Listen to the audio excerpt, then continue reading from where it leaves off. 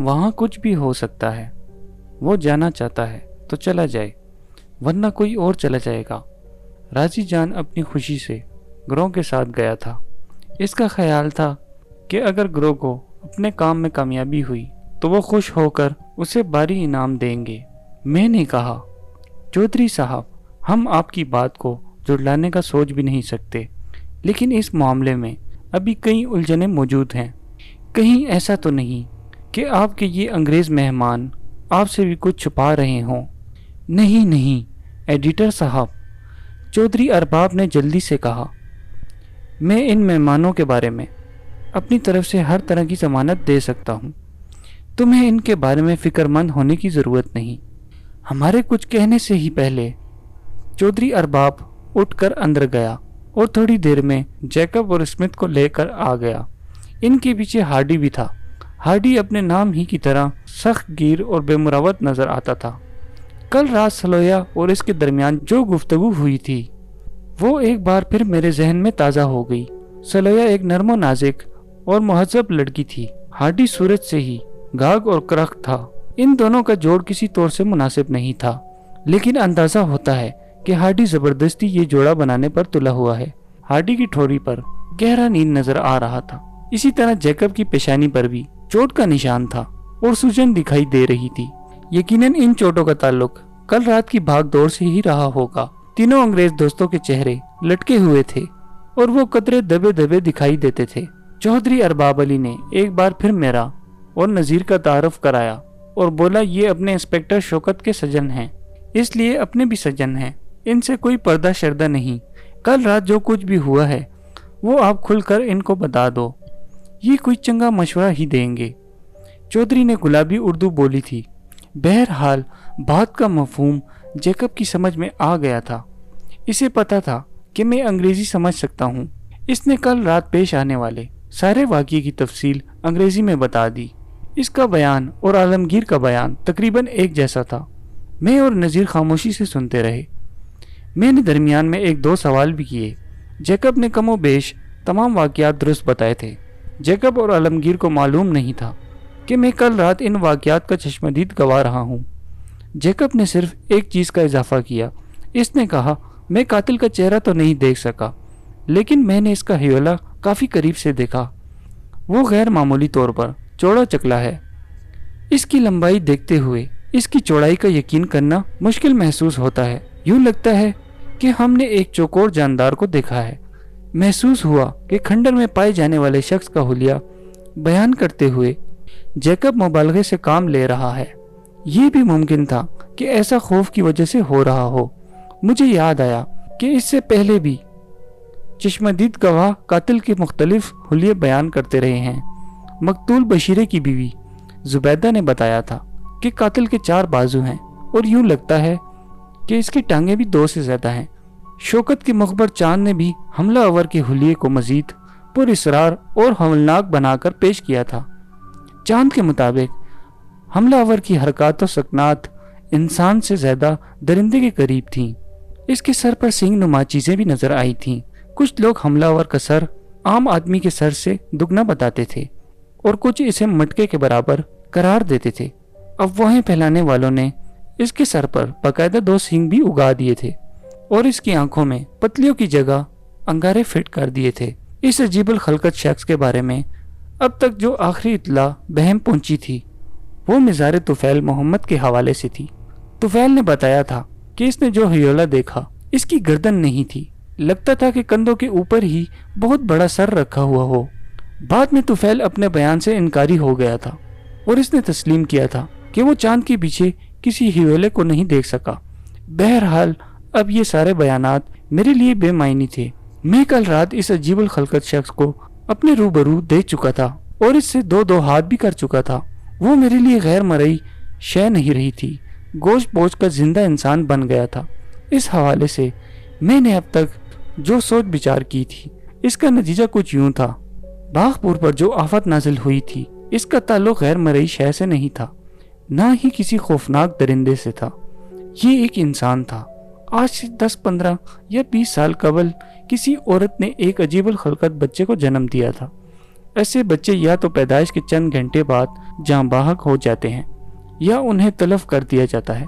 घरों में दाइयाँ ये काम करती हैं और अस्पतालों में बाज़ औक़ात यही काम तिब्बी अमला कर गुजरता है, लेकिन कभी कभी ऐसा नहीं भी होता। ये अजीब बच्चे जिंदा रहते हैं। ये भी एक ऐसा ही बच्चा था। इसने जन्म लिया था और अपने तमाम तर अनोखेपन के साथ जिंदा रहा था। शायद वालिदैन की मोहब्बत इसकी जिंदगी का जवाब बन गई थी। जो कुछ भी हुआ था और जैसे भी हुआ था, बहरहाल एक हकीकत अब वाज़ेह थी।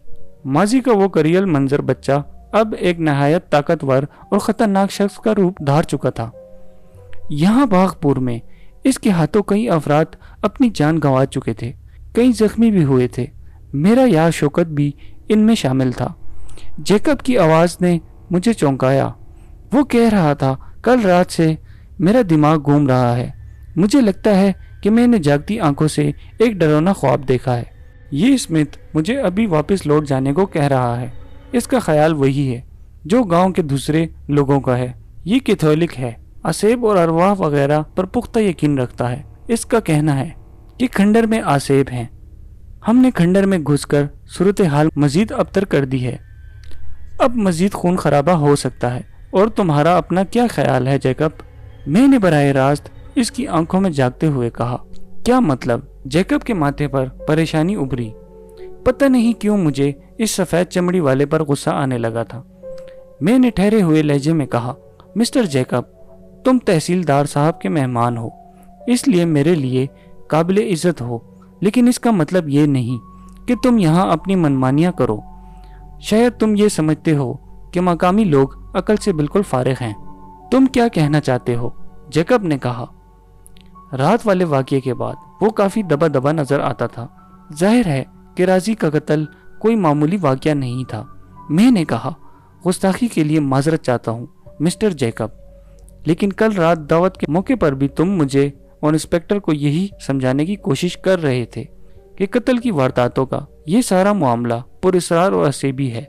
इस मामले की छान फटक करने से जान का खतरा लाहक हो सकता है। मुझे उस वक्त यही महसूस हुआ था कि हम तुम्हारी नज़र में नादान बच्चों की तरह हैं और तुम हमें डराने की कोशिश कर रहे हो।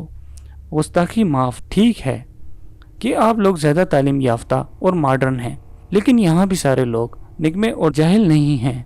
हकीकत और वहम में तमीज़ करने वाले हमारे अंदर भी पाए जाते हैं और इनमें से कुछ को आप लोगों की तरह बाल की खाल उतारना भी आती है। तुम ख्वामख्वाह जज्बाती हो रहे हो मिस्टर असलम। सच्ची बात यह है कि फ़िलहाल हम में से कोई भी यकीन के साथ कुछ नहीं कह सकता कि हमलावर कौन है। अभी तक इसे किसी ने देखा ही नहीं और जिन्होंने देखा है वो मर चुके हैं। मैंने गहरी सांस लेते हुए कहा, मैंने इसे देखा है। क्या मतलब? जैकब और हार्डी ने एक साथ कहा। दोनों का मुंह खुला रह गया था। हाँ, मैंने इसे देख लिया है। कल रात खंडर में मुझसे और शौकत से इसकी मुलाकात हुई है। इसी मुलाकात के नतीजे में शौकत यहाँ मौजूद नहीं है। वो जख्मी होकर तहसील अस्पताल में पड़ा है।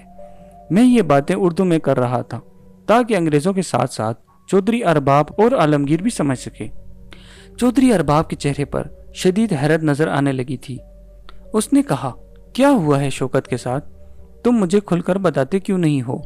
मैंने कल रात पेश आने वाले वाक़ये में से चीदा चीदा बातें चौधरी अरबाब को बताईं। चौधरी ये जानकर शशदर रह गया कि मैंने खंडर में पाई जाने वाली उस मखलूक से दो दो हाथ किए हैं और इसे बिल्कुल करीब से देखा है। तीनों अंग्रेज भी इस हैरत में बराबर के शरीक थे। वो मुझसे बार बार हमलावर का हुलिया पूछ रहे थे और इस बारे में ज़्यादा से ज़्यादा तफसील जानना चाहते थे। जो कुछ बता रहा था वो मोहम्मद नज़ीर के लिए भी इंकशाफ अंगेज था। इसे अभी तक ये मालूम नहीं था कि रात स्कूल के खंडर में क्या हुआ है और इंस्पेक्टर शौकत कहाँ और किस हाल में है। चंद रोज़ पहले जब बशीरे की बेवा जुबैदा ने हमलावर का हुलिया बयान किया था तो बहुत कम लोगों ने इसकी बातों पर यकीन किया था, लेकिन फिर यके बाद दिगरे कई अफराद की ज़बान से इससे मिलती जुलती बातें ही निकली थीं और अब मैं खुद भी हमलावर के हुलिये का चश्मदीद गवाह बन गया था। मेरी बात ख़त्म हुई तो बैठक में गंभीर सन्नाटा तारी हो गया। यूं लगता था कि हर कोई अपनी अपनी जगह कुछ सोच रहा है। इस वक्त इत्तेफाकन मेरी निगाह अंदर की बालकोनी की तरफ चली गई। एक पर्दे की ओट में मुझे सलोया खड़ी नजर आई। इसके शहद रंग बाल शानों पर बिखरे थे। एक रेशमी गाउन इसके कंधों पर था। गाउन के नीचे इसने शब ख्वाबी का लिबास पहन रखा था।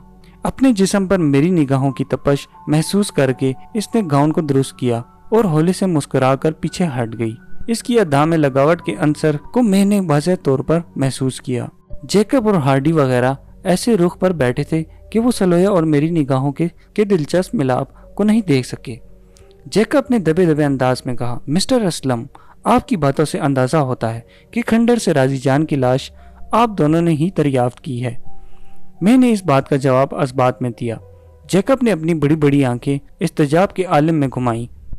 तुमने देखा ही होगा राजी की गर्दन किस बुरी तरह टूटी है। ये सारा कुछ 1-2 सेकंड के अंदर हुआ था। क्या वाकई ये किसी इंसान का काम है? मैंने ठोस लहजे में कहा। मिस्टर जैकब, तुम इस मामले को जो रंग भी दो, मगर मेरे लिए कातिल एक इंसान ही है। ज्यादा से ज्यादा तुम इसे जनूबी कातिल कह सकते हो। वो अजीबुल खलकत है लेकिन इंसान है। बाकी जो कुछ इसके बारे में कहा जा रहा है वो सिर्फ अफवाहों के ज़मरे में आता है। इसकी 4 टांगे नहीं, ना इसकी आंखों से शुआएं निकलती हैं, ना गर्दन गायब है। ये सब सीना गजट है। जैकब बोला, ये तो मैं भी कहता हूँ कि लोग जज्बाती हो रहे हैं और जज्बाती होकर उल्टी सीधी बातें हाँक रहे हैं। बिला सोचे समझे मेरे ख्याल में तुमने भी जज्बातीपन का मुजाहरा किया है। मैंने बेरुखी से कहा। तुम साथियों समेत खंडर में घुस गए और एक मकामी को मौत के मुंह में धकेल दिया। यही नहीं हुआ, तुम इसकी लाश भी वहीं छोड़ आए। मेरी समझ में नहीं आता कि इसे तुम्हारी कम हिम्मती कहा जाएगा या ये तुम्हारी कोई प्लानिंग थी। बहरहाल दोनों सूरतों में तुम जिम्मेदार हो और कानून की जिद में भी आते हो। एएसआई नजीर ने हौले से सर हिलाकर मेरी बात की तायद की। कल रात दावत में फर फर बोलने वाले हार्डी और स्मिथ भी यकसर खामोश थे। वो जानते थे कि वो एक बड़े चक्कर में फंस गए हैं। कुछ देर तक कमरे में गहरा सकूत रहा। मैं महसूस कर रहा था कि सलोया कहीं आसपास ही मौजूद है और हमारी बातें सुन रही है। थोड़ी देर बाद चौधरी अरबाब ने खनकार कर गला साफ किया और खामोशी को तोड़े हुए बोला, बाऊ असलम, जो कुछ भी हो गया अब इसे दोहराने से कोई फायदा नहीं। हमारे सोचने की बात इस वक्त ये है कि बागपुर और आसपास का इलाका इस खूनी की जद में है।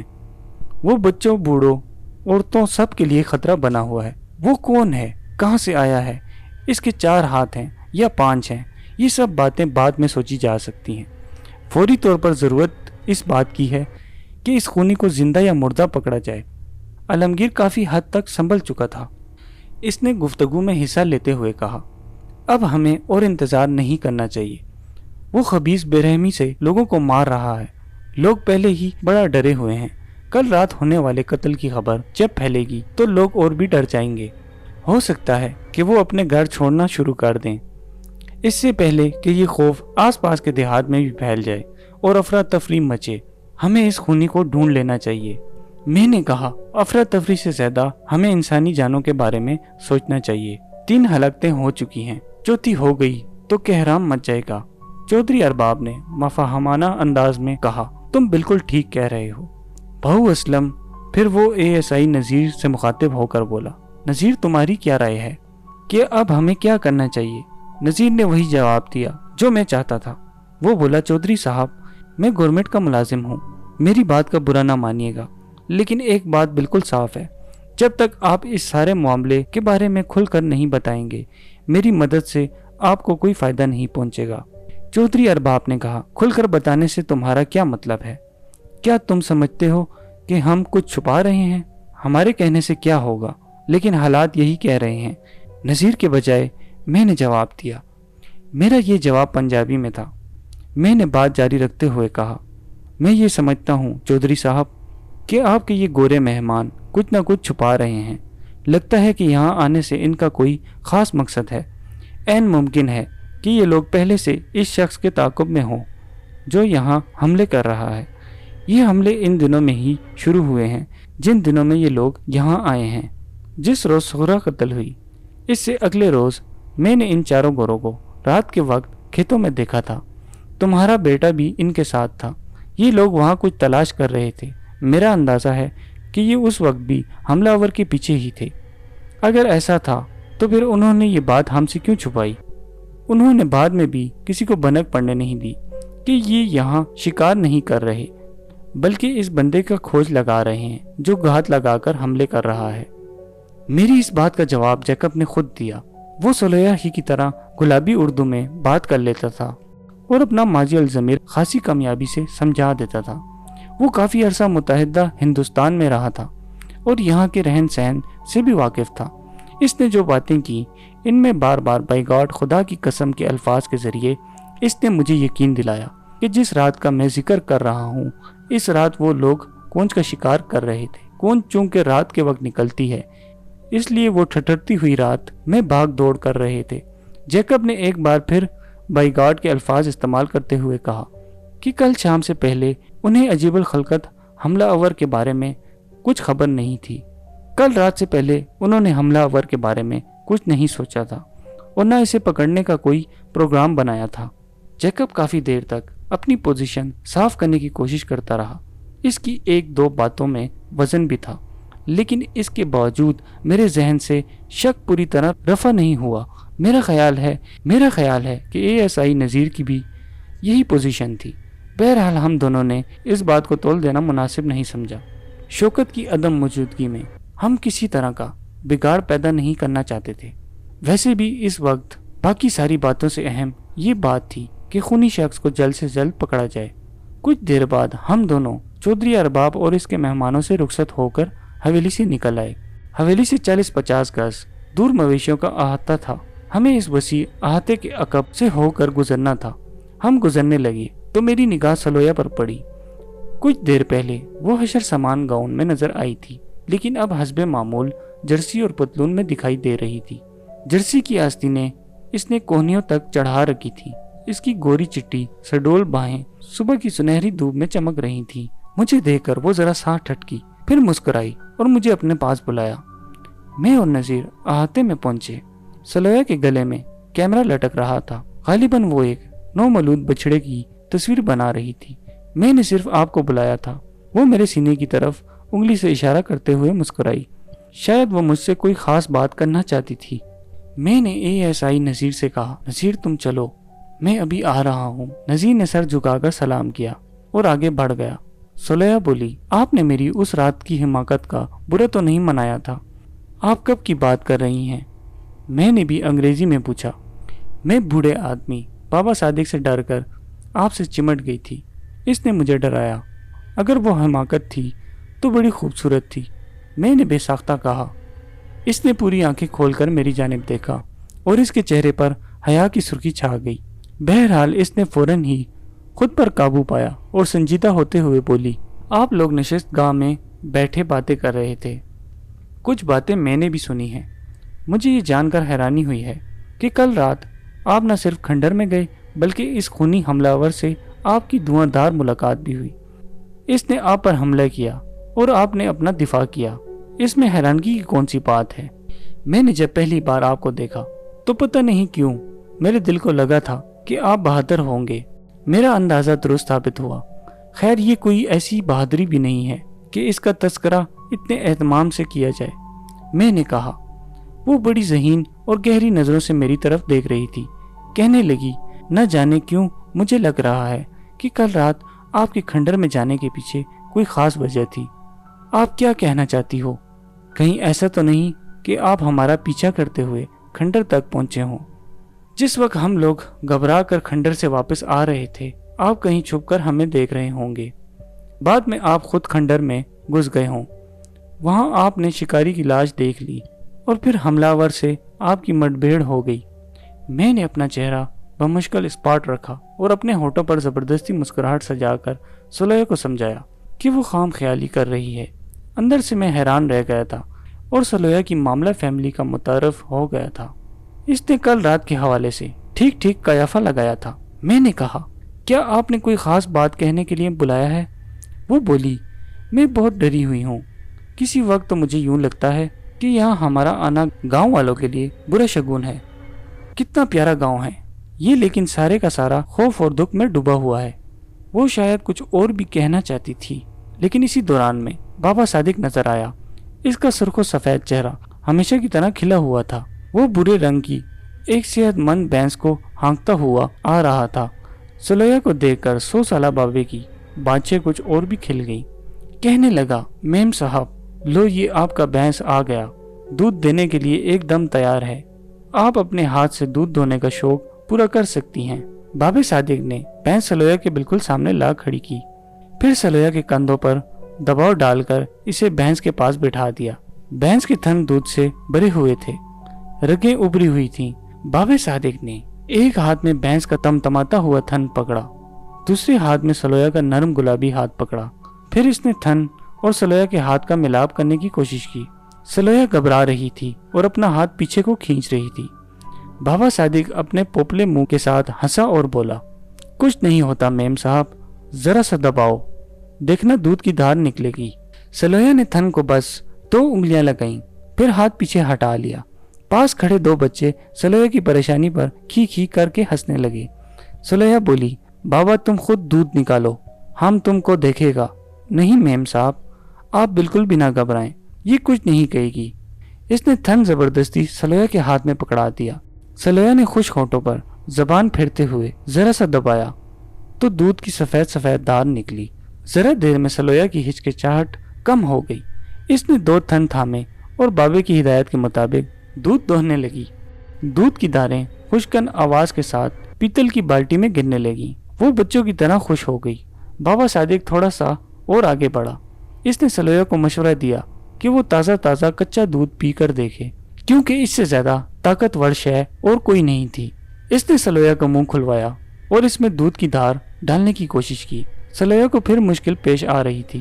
سلویا کا ڈر دور کرنے کے لیے بابا صادق نے ایک تھن منہ سے لگایا اور ہوشیار بچڑے کی طرح گھٹ گھٹ دودھ پینے لگا۔ بچوں کے ساتھ ساتھ سلویا کی بھی ہنسی نکل گئی۔ سلویا نے نقل کرنے کی کوشش کی لیکن کامیاب نہیں ہوئی۔ وہ کچھ ڈر بھی رہی تھی۔ وہ تھن کو دباتی تھی تو دھار کبھی اس کی آنکھوں میں پڑتی تھی، کبھی گردن سے جا ٹکراتی تھی۔ بچے کھلکھلا کر ہنس رہے تھے۔ آخر وہ ناکام ہو کر اٹھ کھڑی ہوئی اور میری طرف دیکھنے لگی۔ یہ بڑا مشکل کام ہے مسٹر اسلم، وہ میرے نام کا حلیہ بگاڑتے ہوئے بولی۔ اتنا مشکل نہیں، بس آپ ڈری ہوئی ہیں۔ میں نے بھی انگریزی میں کہا۔ ہاں ڈری ہوئی تو واقعی میں بہت ہوں، اس نے کہا۔ پھر بے تکلفی سے میری کلائی تھامتے ہوئے بولی، یہ دیکھیے میرا دل کس طرح دھک دھک کر رہا ہے۔ اس نے بڑے اطمینان سے میرا ہاتھ اپنے جسم پر رکھ لیا۔ اس کی باریک جرسی کا گریبان دودھ کی دھاروں سے بھیگا ہوا تھا۔ اس کے دل کی دھڑکن تو تیز تھی ہی، میرا دل بھی 1000 میل فی گھنٹہ کی رفتار سے دھڑکنے لگا۔ ایک لمحے کے لیے ہم دونوں کی نگاہیں ملی۔ وہ ایک جادوئی لمحہ تھا، وہ ایک برقی ساتھ تھی۔ اس لمحے میں وہ صرف ایک عورت تھی اور میں صرف ایک مرد تھا۔ رنگ، نسل، ذات، اونچ نیچ، مرتبہ، کچھ بھی ہمارے درمیان باقی نہیں رہا تھا۔ اس لمحے نے مجھ سے بہت کچھ کہا اور شاید اس نے سلویا سے بھی کچھ نہ کچھ کہا تھا۔ سلویا کی آنکھیں جھک گئیں۔ اس نے میرا ہاتھ چھوڑ دیا۔ اس کے چہرے پر عجیب سی چمک تھی، شاید یہ خوشی کی چمک تھی، حالانکہ یہ موقع خوشی کا نہیں تھا۔ باغ پور میں چاروں طرف اندیشوں کے سائے تھے اور اسراریت کی جھاڑیوں میں خوف کے سانپ رینگ رہے تھے۔ ابھی 8-10 گھنٹے پہلے اسکول کے کھنڈر میں سلویا کی آنکھوں کے سامنے راضی جان کا قتل ہو چکا تھا اور اس کی کچھ دیر بعد میری آنکھوں کے سامنے شوکت بری طرح گھائل ہو چکا تھا۔ لیکن جس طرح صحراؤں میں گلستان پائے جاتے ہیں اور لامتناہی سمندروں میں جزیرے اپنے علیحدہ علیحدہ وجود رکھتے ہیں، اسی طرح دکھ اور پریشانی کے سلسلوں میں بھی خوشی اور اطمینان کے چھوٹے چھوٹے پڑاؤ آتے رہتے ہیں۔ خوشی کو دکھ سے جدا نہیں کیا جا سکتا اور نہ دکھ کو خوشی سے۔ کہاں گم ہو گئی ہو میم صاحب؟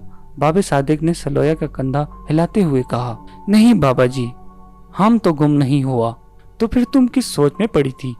سلویا مسکرائی اور ایک دم بات بدلتے ہوئے بولی، ہم سوچ رہا تھا بابا کہ اس نائٹ کو گنے کی فیلڈ کے اندر آپ نے ہم کو بہت برا رگڑ دیا تھا۔ ہم کا کوہنی اب تک بہت درد کرتا ہے۔ بابا صادق ہنسنے لگا۔ میں نے سلویا کی طرف اجازت طلب نظروں سے دیکھتے ہوئے کہا، اچھا اب میں چلتا ہوں، 1-2 گھنٹوں کے اندر 2-3 بہت ضروری کام کرنے ہیں۔ گاؤں کی گلیوں میں ہراساں چہرے نظر آ رہے تھے۔ کھنڈر میں ہونے والے قتل کی خبر گلی کوچوں میں پھیلنے لگی تھی۔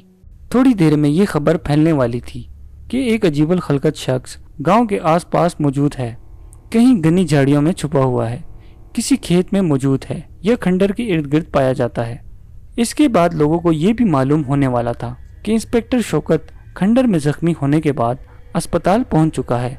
تھانے پہنچتے ہی میں نے فربہ اندام چاند کو اپنے ساتھ لیا اور تحصیل اسپتال روانہ ہو گیا۔ شوکت کی مزاج پرسی کرنا تھی، اس کے علاوہ تازہ ترین صورتحال پر اس سے تبادلہ خیال بھی کرنا تھا۔ ہم 11 بجے کے لگ بھگ اسپتال پہنچے۔ شوکت کے سر پر بڑی سی پٹی بندھی تھی، ایک بازو بھی پٹیوں میں جکڑا ہوا تھا، دونوں ہونٹ سوج کر بہت موٹے ہو گئے تھے۔ میری طرح شوکت نے بھی ایک عجیب الخلقت شخص کو بہت قریب سے دیکھا تھا اور اس کی زبردست حیوانی قوت کا مشاہدہ کیا تھا۔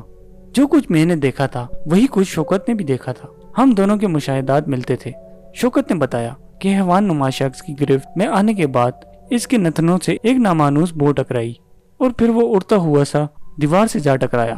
اس کے بعد اسے کچھ ہوش نہ رہا۔ سینئر ڈاکٹر نے شوکت کو بتایا تھا کہ ابھی اسے کم از کم 2 دن مزید اسپتال رہنے کی ضرورت ہے۔ موجودہ حالات کے بارے میں میرے اور شوکت کے درمیان تفصیلی گفتگو ہوئی۔ در حقیقت میں یہاں سیر و تفریح کے لیے آیا تھا، لیکن اب پوری طرح اس انوکھے کیس میں انوالو ہو چکا تھا۔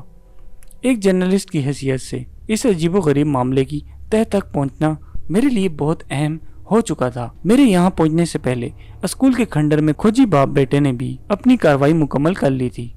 کھوجیوں کے مطابق یہاں بھی اس چوڑے چکلے پاؤں کے نشان موجود تھے جو اس سے پہلے بدنصیب بشیرے کی لاش کے پاس نظر آئے تھے، اور بعد میں چاند والے واقعے میں بھی فیض محمد کو مویشیوں کے قریب دیکھے گئے تھے۔ اب یہ بات بالکل واضح ہو جاتی تھی کہ باغپور میں پیش آنے والے یہ سارے واقعات ایک ہی سلسلے کی کڑیاں ہیں، اور ان واقعات میں عجیب الخلقت شخص تسلسل سے موجود تھا۔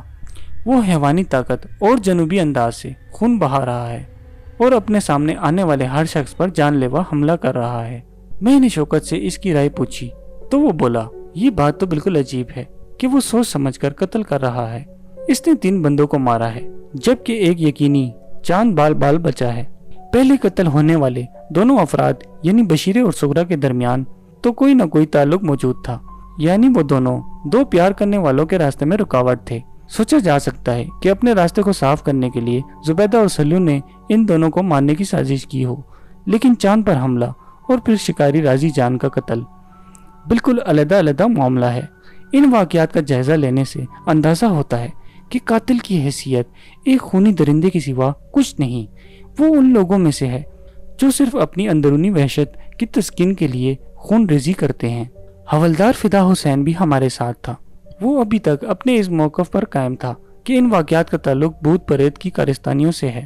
کہنے لگا، جناب کئی دفعہ ایسا بھی ہوتا ہے کہ ہوائی چیزیں خون خرابہ کرنے کے لیے دوسرے لوگوں کے اندر گھس جاتی ہیں۔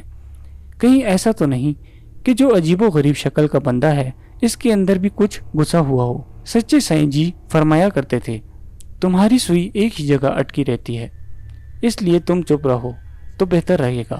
شوکت نے اس کی بات کاٹتے ہوئے کہا۔ میں نے کہا، ہو سکتا ہے کہ یہ شخص کہیں سے بھاگا ہوا ہو اور اب عام لوگوں سے چھپتا پھر رہا ہو۔ اس صورت میں یہ بھوک سے تنگ آ کر بھی لوگوں پر حملہ کر سکتا ہے۔ اگر اس کی حرکتیں انسانوں سے زیادہ درندوں سے ملتی جلتی ہیں تو پھر یقینی بات ہے کہ اس کی عادتیں بھی درندوں جیسی ہی رہی ہوں گی۔ درندوں کے بارے میں طے ہے کہ وہ پہلے پہل بھوک سے تنگ آ کر ہی انسانوں پر حملہ کرتے ہیں، بعد میں انہیں عادت پڑ جاتی ہے۔ تمہارا مطلب ہے کہ وہ گوشت خور ہو سکتا ہے، لیکن اگر ایسا ہے تو پھر ہمیں ساری کی ساری لاشیں سلامت کیوں ملتی؟ میرا یہ مطلب نہیں، میں نے وضاحت کی۔ ویسے بھی یہ تصور افسانوی سا لگتا ہے کہ کوئی انسان آدم خوری کرنے لگے۔ میں یہ کہنا چاہتا ہوں کہ جب چاند پر حملہ ہوا تو چاند ہمارے لیے بنی ہوئی میٹھی دال لا رہا تھا۔ تم جانتے ہی ہو جب یہ دال تازہ تازہ بنی ہوتی ہے اس کی خوشبو خاصی تیز ہوتی ہے۔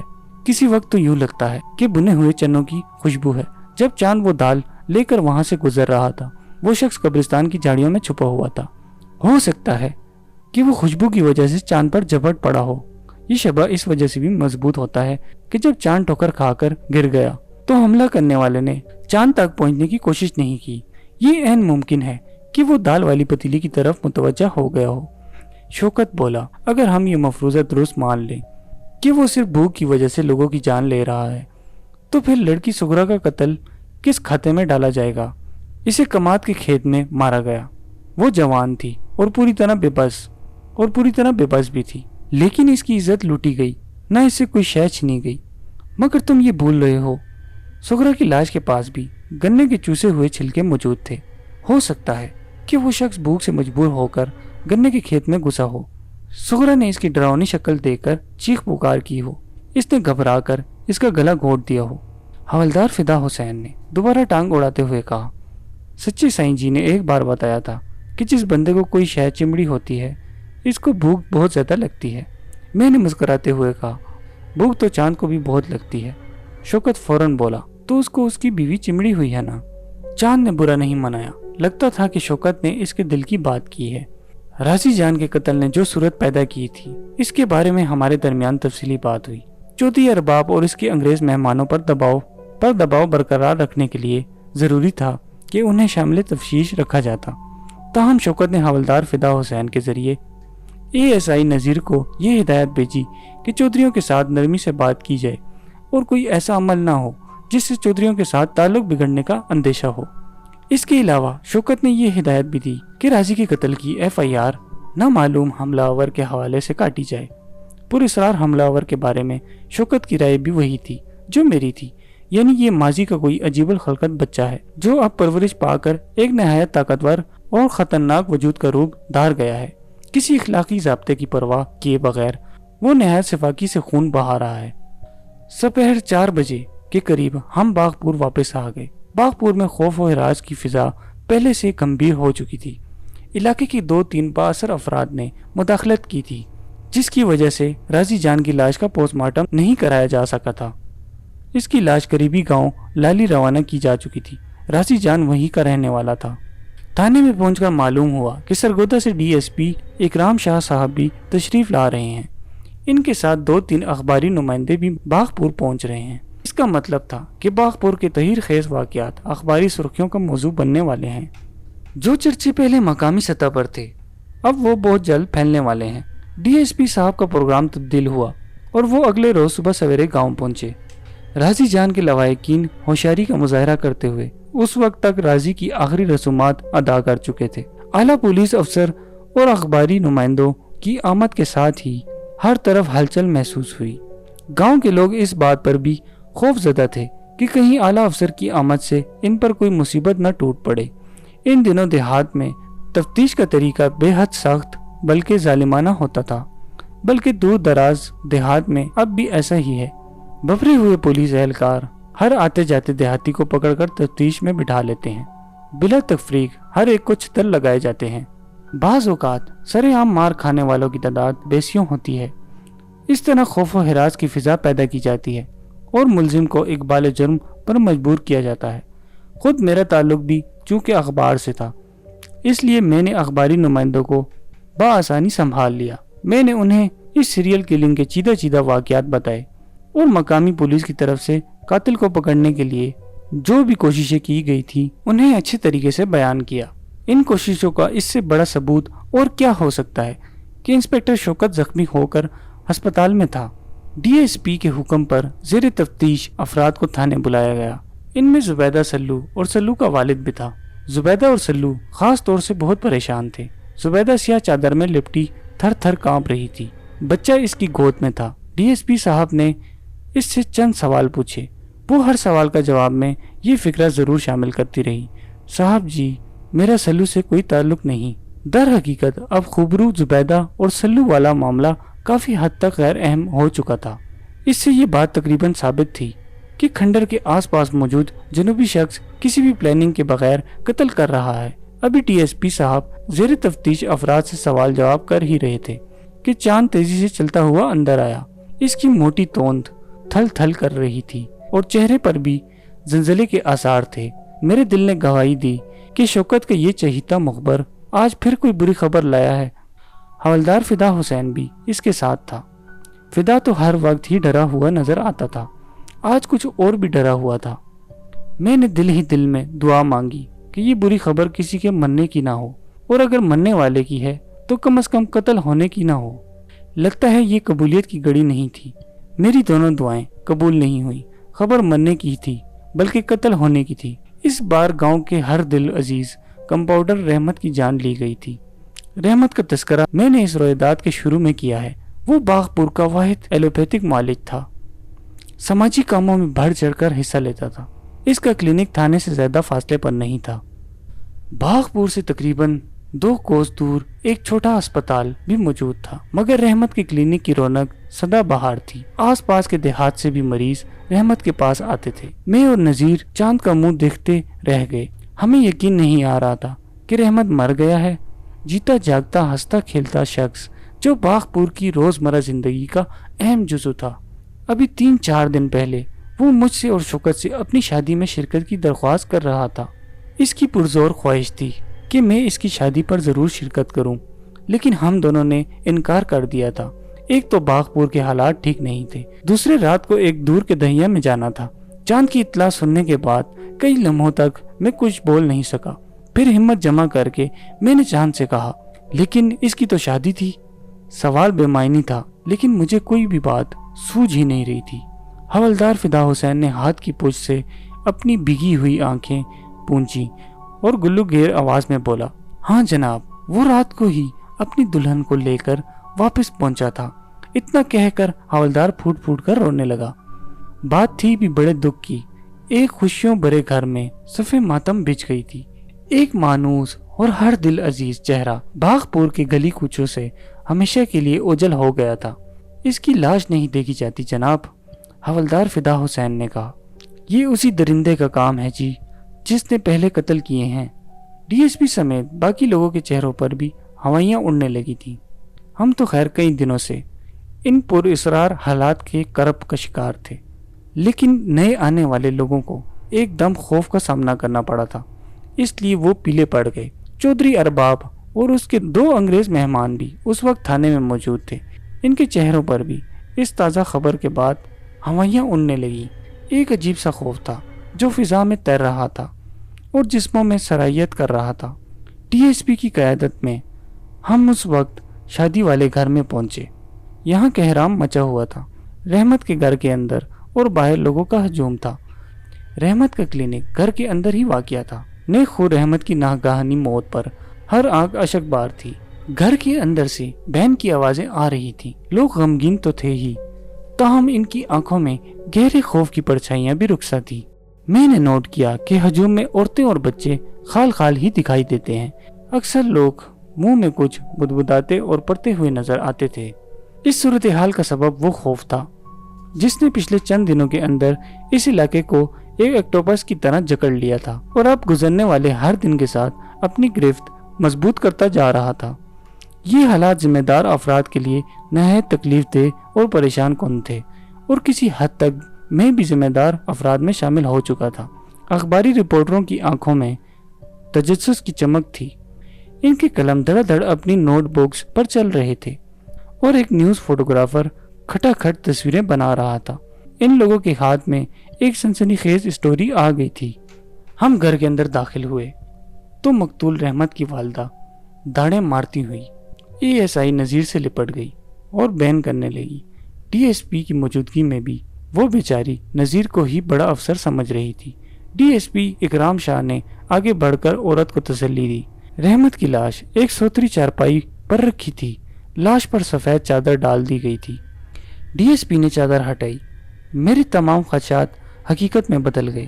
یہ قتل بھی بالکل اسی انداز میں ہوا تھا جس میں پہلے 3 قتل ہوئے تھے۔ مقتول کو گردن دبا کر ہلاک کیا گیا تھا۔ اس کا منہ حسرت ناک انداز میں کھلا تھا اور گردن کی جلد پر دباؤ کے نلکوں کے نشان تھے۔ ان نشانات کے علاوہ جسم پر کوئی زخم یا نشان دکھائی نہیں دے رہا تھا۔ معائنے کے لیے مقتول کے سارے جسم پر سے چادر ہٹا دی گئی۔ اس کی کوہنیوں اور ٹخنوں وغیرہ پر خراشیں نظر آ رہی تھیں۔ اس سے اندازہ ہوتا تھا کہ نوجوان مقتول نے دم توڑنے سے پہلے خاصی جدوجہد کی ہے۔ یہ چھوٹی بڑی خراشیں اس کے تڑپنے اور مچلنے کی نشاندہی کرتی تھیں۔ مقتول کے جسم پر فقط ایک ڈبی دار دھوتی تھی۔ بلائی جسم عریاں تھا، سر اور پاؤں بھی ننگے تھے۔ اس کے ہاتھوں پر مہندی کی سرخی تھی اور یہ منظر اس کی موت کو اور دردناک بنا رہا تھا۔ یہ ہنستا بولتا چہرہ میں نے باغپور کے گلی کوچوں میں کئی بار دیکھا تھا۔ ناک پر چھوٹا سا تل، روشن آنکھیں اور نرم لہجہ، وہ ہر ایک کے کام آنے والا شخص تھا۔ آج خود کام آ گیا تھا۔ گھر والوں نے रहमत की लाश को जमीन से उठाकर खुद चारपाई पर डाला था। इधर उधर घूमकर उन्होंने बेशतर जमीनी शहादतें ज़ाया कर डाली थी। टीएसपी ने घर के सरबराह यानी रहमत के वालिद से चंद सवाल पूछे। वो जवाब देते हुए हिचकियों से रो रहा था और बार बार अपनी पेशानी पर हाथ मार रहा था। इसकी गुफ्तगू से मालूम हुआ कि बारात वाले दिन दुल्हन को लेकर शाम के बाद ही वापस पहुंची थी। जिन मेहमानों का ताल्लुक बागपुर से था वो अपने अपने घरों को चले गए थे, मगर दूसरे देहात को जाने वाले मेहमान ठहर गए थे। रहमत ने खुद ही कहा था कि हालात ठीक नहीं, लिहाजा जिन्होंने जाना है वो कल खाना खाने के बाद दोपहर के वक्त चले जाएं। रात घर में 25 के करीब मेहमान मौजूद थे। इनमें ज़्यादातर औरतें और बच्चे थे। रात 9 बजे के बाद रहमत अपनी दुल्हन के पास कमरे में चला गया। इसके कुछ ही देर बाद सब लोग सो गए। थके मांदे थे, इसलिए गहरी नींद सोए थे। रात के पिछले पहर 2:30 बजे का वक्त होगा जब शोर उठा और बहुत से घर वाले हड़बड़ा कर उठ बैठे। रहमत के कमरे की तरफ से दुल्हन की चीखें सुनाई दे रही थी। रहमत के वालिद ने आंसू बहाते हुए बताया, जनाबे आली, मैं सबसे पहले मौके पर पहुंचा। मैंने देखा कि मेरी बहू असमत दरवाजे में खड़ी चीख पुकार कर रही है। इसके बाल बिखरे हुए थे और मुंह से खून बह रहा था। मैंने इसे कंधों से पकड़कर झंझोड़ा और पूछा कि क्या हुआ है। इसने उंगली से एक तरफ इशारा किया, लेकिन वहां अंधेरे में कुछ नजर नहीं आया। जमीन भी खाली थी। इतने में मेरी घर वाली भी दौड़ती पहुंच गई। मेरी बहू इससे लिपट कर ऊंची आवाज में रोने लगी। मेरी बीवी ने चीख कर पूछा, असमत रहमत कहाँ है? मगर वो बस रोती चली जा रही थी। इतने में एक दूसरी औरत ने रहमत को देख लिया। इसने चीखते हुए हमें बुलाया। मैं लालटेन लेकर इसकी तरफ भागा।